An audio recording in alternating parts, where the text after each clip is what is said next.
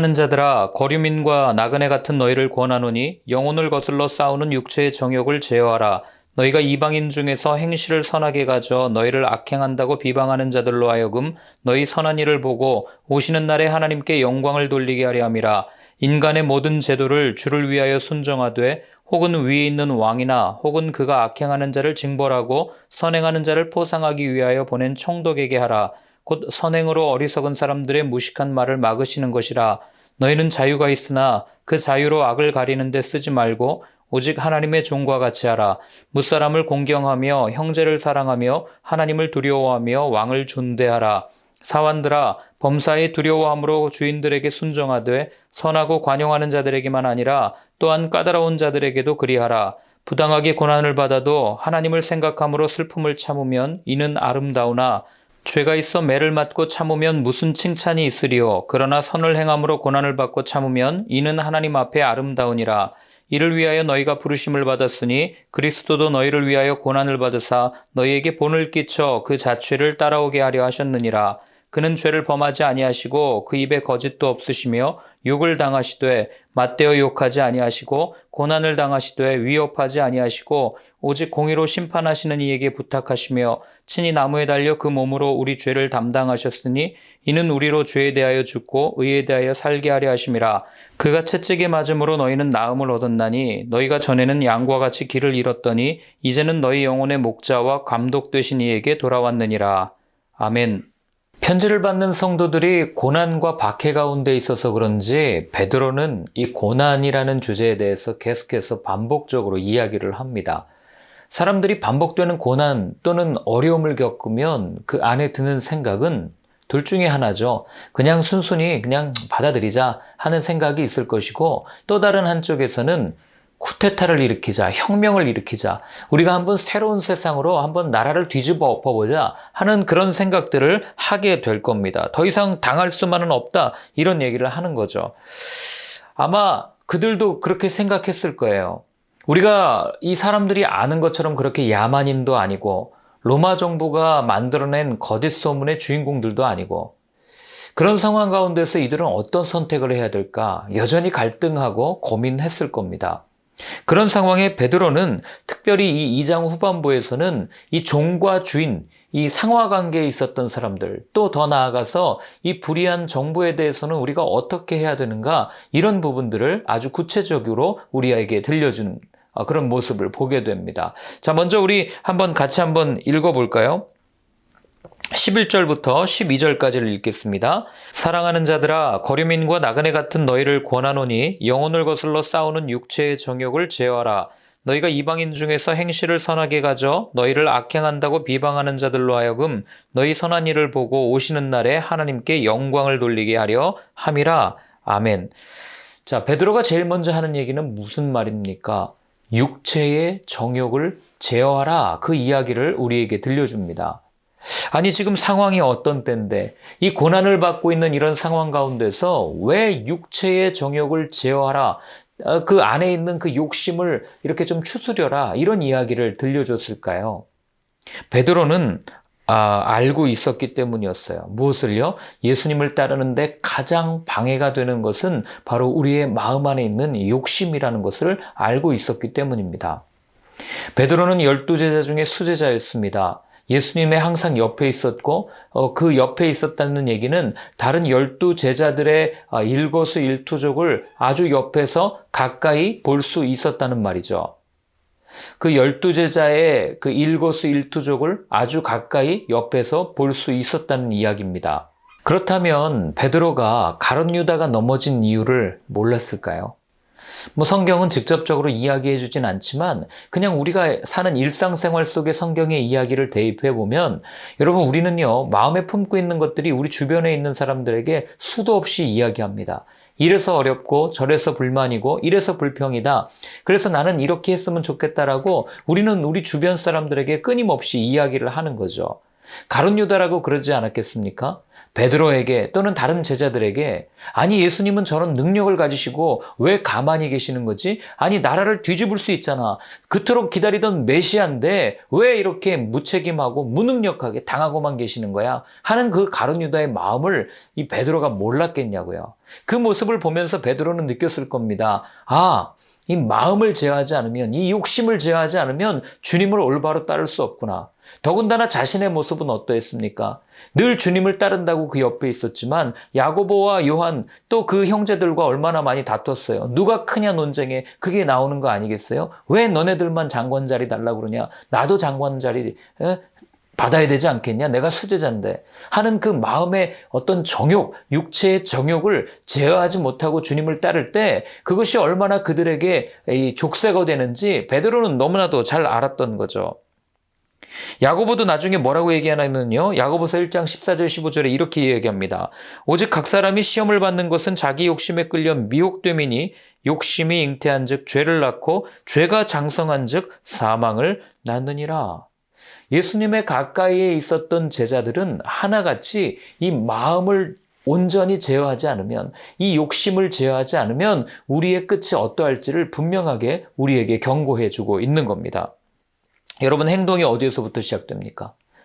입에서부터 시작됩니까? 머리에서부터 시작됩니까? 아니에요. 우리의 마음에서부터 시작된다는 것을 우리는 놓치면 안 됩니다. 그러니 여러분, 오늘 그 베드로가 그 두 번째 구절에 말하는 것처럼 선한 행실을 하기 위해서는 우리의 마음이 먼저 깨끗하지 않고는 선하게 될 수 없는 거예요. 13절부터 17절까지를 읽겠습니다. 인간의 모든 제도를 주를 위하여 순종하되 혹은 위에 있는 왕이나 혹은 그가 악행하는 자를 징벌하고 선행하는 자를 포상하기 위하여 보낸 총독에게 하라. 곧 선행으로 어리석은 사람들의 무식한 말을 막으시는 것이라. 너희는 자유가 있으나 그 자유로 악을 가리는 데 쓰지 말고 오직 하나님의 종과 같이 하라. 무사람을 공경하며 형제를 사랑하며 하나님을 두려워하며 왕을 존대하라. 아멘.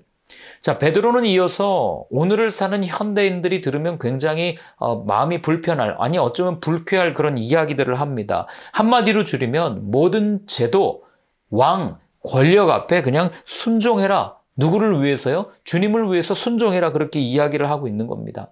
그럼 우린 질문하죠. 아니 불의한 정보에도 우리는 순종해야 됩니까? 예, 베드로의 말대로라면 우리는 순종을 해야 되는 거예요. 왜 그렇습니까? 베드로가 계속해서 이야기합니다. 그런데 여러분 재미난 건 베드로뿐만 아니라 바울도 똑같은 이야기를 합니다. 우리 로마서 한번 찾아볼까요? 로마서 13장 1절인데요. 이렇게 되어 있습니다.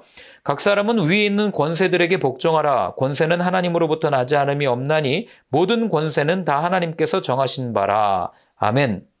바울도 똑같이 얘기하죠. 위로부터 난 권세에 복종해라. 베드로도 얘기합니다. 권력이나 왕이나 어떤 그런 힘에 그냥 순종해라. 주님을 위해서. 야, 이분들은 현대 세계를 안 살아봐서 그래. 이 불의하고 부당한 이 정권 속에서 안 살아봐서 그래. 그냥 우리는 그럼 그렇게 질문할 수 있지 않겠어요? 오히려 여러분 가만히 생각해 보세요. 지금보다도 더 불합리하고 부당한 시대를 살았던 사람들이 사실은 이분들 아닙니까? 바울과 베드로가 살았을 때는 정확한 계급 제도가 있었고 그리고 함부로 대할 수 있는 사람들이 없었고 그런 상황에 이런 이야기를 한다는 게 말이나 되냔 말이에요. 답답하죠. 읽으면 읽을수록 사실 저도 답답할 때가 있어요. 그냥 나가서 뒤집으면 되는데 나가서 머리에 띠를 띠고 우리 함께 한번 잘 살아봅시다 외치면 되는데 왜 이렇게 말씀하실까? 예수님의 말씀을 기억했기 때문에 그렇습니다. 예수님 뭐라고 말씀하십니까? 베드로에게 직접 말씀하신 거예요. 칼로 흥한 자는 반드시 칼로 망할 거다.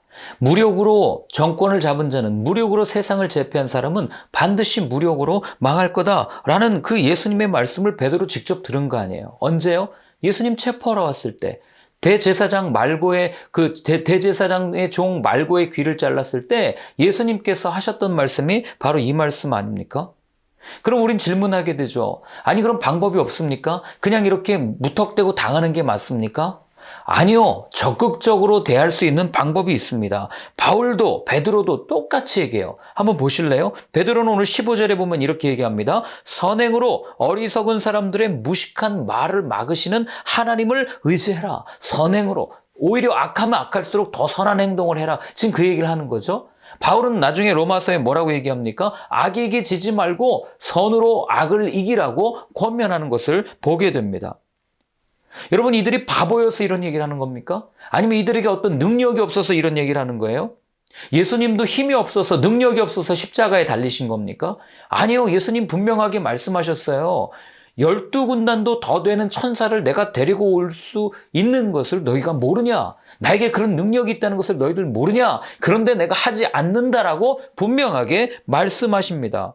왜 그렇습니까? 그들은 하나같이 다 하나님의 심판의 날이 있다는 것을 믿었고 그 심판의 자리에서 우리가 당했던 모든 일을 하나님께서 갚아주실 것이라고 하는 확신이 있었기 때문이에요.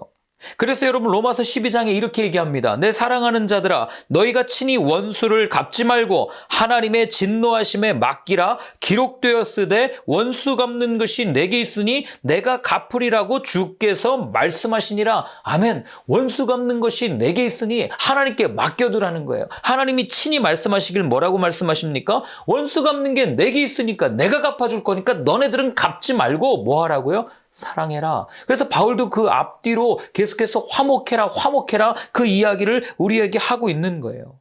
그리고 여러분 이 말씀이 베드로전서 2장 이 다음 구절에도 나오는데 한번 같이 읽어볼게요. 18절부터 25절입니다. 사환들아 범사에 두려워함으로 주인들에게 순종하되 선하고 관용하는 자들에게만 아니라 또한 까다로운 자들에게도 그리하라. 부당하게 고난을 받아도 하나님을 생각함으로 슬픔을 참으면 이는 아름다우나 죄가 있어 매를 맞고 참으면 무슨 칭찬이 있으리요. 그러나 선을 행함으로 고난을 받고 참으면 이는 하나님 앞에 아름다우니라. 이를 위하여 너희가 부르심을 받았으니 그리스도도 너희를 위하여 고난을 받으사 너희에게 본을 끼쳐 그 자취를 따라오게 하려 하셨느니라. 그는 죄를 범하지 아니하시고 그 입에 거짓도 없으시며 욕을 당하시되 맞대어 욕하지 아니하시고 고난을 당하시되 위협하지 아니하시고 오직 공의로 심판하시는 이에게 부탁하시며 친히 나무에 달려 그 몸으로 우리 죄를 담당하셨으니 이는 우리로 죄에 대하여 죽고 의에 대하여 살게 하려 하심이라. 그가 채찍에 맞음으로 너희는 나음을 얻었나니 너희가 전에는 양과 같이 길을 잃었더니 이제는 너희 영혼의 목자와 감독 되신 이에게 돌아왔느니라. 아멘. 자, 베드로가 하는 이야기가 뭡니까? 나한테 잘해주는 사람한테만 잘해주지 말고 나를 힘들게 하고 까다롭게 대하고 정말 쳐다보기도 싫은 그 사람에게도 똑같이 잘해줘라. 그런 주인에게도 잘해줘라. 왜요? 죄 없이 매를 맞으면 그것만큼 하나님 앞에 아름다운 게 어디 있겠냐. 그 억울함을 하나님이 보실 것 아니냐. 지금 그 얘기를 하는 거예요. 그리고 이를 위해서 너희들이 부르심을 받았다. 종으로 부르심을 받았다. 그 이야기를 하고 있는 겁니다. 그런데 여러분 그 다음에 여기까지도 사실 납득하기 굉장히 어렵고 마음이 불편하신 분들 계실 텐데 그 다음에 더 충격적인 이야기를 합니다. 뭐라고 합니까? 너희들이 믿고 따르는 예수님도 그러하셨다. 여러분 그러면 끝난 거 아닙니까? 그리스도인들은 예수님을 믿고 예수님을 따라가는 사람들이에요. 예수님이 하신 행동 그대로를 본받아서 그분이 하신 대로 우리가 살아가는 사람들이 그리스도인들이라고요. 그러면 그분께서 행하신 대로 우리도 살아야 되는 거잖아요. 그분이 어떻게 사셨어요? 그분은 욕을 먹어도 매를 맞아도 전혀 그럴 원인을 제공하지 않았음에도 불구하고 오늘 본문에 보면 욕먹을 행동, 매 맞을 어떤 일도 하지 않으셨는데 오직 공의로 심판하시는 이에게 부탁하셨다. 하나님께 부탁하시고 그리고 십자가에 달리셨다. 왜요? 이 다음이 중요하죠. 예수님을 따르는 우리가 죄에 대하여 죽고 의에 대하여 살게 하기 위해서 오늘 본문 따르면 그분이 채찍에 맞음으로 우리가 나음을 입게 하기 위해서 당신이 우리의 죄를 온전히 지어주시기 위해서 아무 죄 없으신 분이 그렇게 죽으셨다는 겁니다. 여러분 지는 게 패배 같아 보이십니까? 아니에요. 지는 건 패배가 아닙니다. 지는 건 품는 거예요. 여러분, 부모가요, 자녀한테 늘 져줘요. 왜 져줍니까? 힘이 없어서 져줍니까? 아니면 능력이 없어서 져줍니까? 아니죠. 이겨봐야 뭐 할 건데요. 그 마음을 알기 때문에 져주는 겁니다. 마찬가지예요. 여러분, 그리스도인들이 왜 세상에 그렇게 져줍니까? 이겨봐야 뭐 할 건데요. 그리고 그걸 다 보시는 분이 계신데. 제가 이 말씀을 읽을 때마다 정말 싫어요. 저도 지기 싫어하는 성격이어서 이런 말씀을 들으면 한 대 맞으면 가서 좀 때려줘야 되는데 이게 참 납득하기 어려운 구절이에요. 그러나 여러분 오늘 말씀에 한번 생각해 보세요. 이런 삶을 선택하는 것이 좁은 길을 걸어가는 삶 아니겠어요? 예수님께서 우리에게 좁은 문을 선택해라. 좁은 길을 따라와라. 자기 십자가를 지고 나를 부인하고 그렇게 따라오라고 말씀하신 그게 바로 이런 이유 때문 아니겠냐고요. 그렇기 때문에 우리가 좁은 길을 갈지라도 십자가를 지고 걸어갈지라도 우리가 기뻐할 수 있는 이유는 이 길만이 참된 생명의 길이고 이 길만이 진리임을 알기 때문에, 더 나아가서 이미 그분께서 이 길을 걸어가셨기 때문에 우리도 그 길을 따라갑니다 라고 고백하면서 걸어갈 수 있는 거예요. 그래서 우리가 오늘 한번 같이 기도할 때는 이렇게 기도했으면 좋겠습니다. 주님, 사랑의 마음을 내게도 허락하여 주옵소서. 이 말씀대로 살려면요, 여러분, 사랑이 흘러 넘치지 않고는 불가능합니다. 그래서 오늘 한번 같이 기도할 때는 아버지께서 한 영혼을 바라보시면서 자신의 몸을 온전히 내어주셨던 그 사랑의 마음을 내게도 허락하여 주옵소서. 그 사랑이 아니고는 우리가 이렇게 살 수 없습니다. 주님, 내게도 힘을 주시옵소서. 함께 같이 기도하겠습니다. 사랑하는 주님, 주님께서 걸어가신 그 길, 십자가의 길을 따라가고 싶지만 여전히 우리 안에 있는 이 제어되지 않는 육신의 정욕 때문에 주님의 십자가를 지고 걸어가기에 너무나도 버겁습니다. 주님, 이것을 잘 제어할 수 있는 방법은 주님을 더 사랑하는 것이고, 그리고 그 길을 잘 따라갈 수 있는 방법은 아버지 형제를 더 많이 사랑하는 것입니다. 주님, 그 사랑하는 마음을 내게도 부어주셔서 주님 오시는 그날까지 끝까지 품고 사랑하며 살아가는 나의 삶, 우리 모두의 삶이 되게 하여 주옵소서. 이제는 우리 주 예수 그리스도의 크신 은혜와 하나님 아버지의 사랑과 성령의 인도하심이 사랑하는 삶을 살기로 결단하며 다짐하는 모든 분들 머리 위에 이제로부터 영원까지는 함께하여 주옵시기를 간절히 축원하옵나이다. 아멘.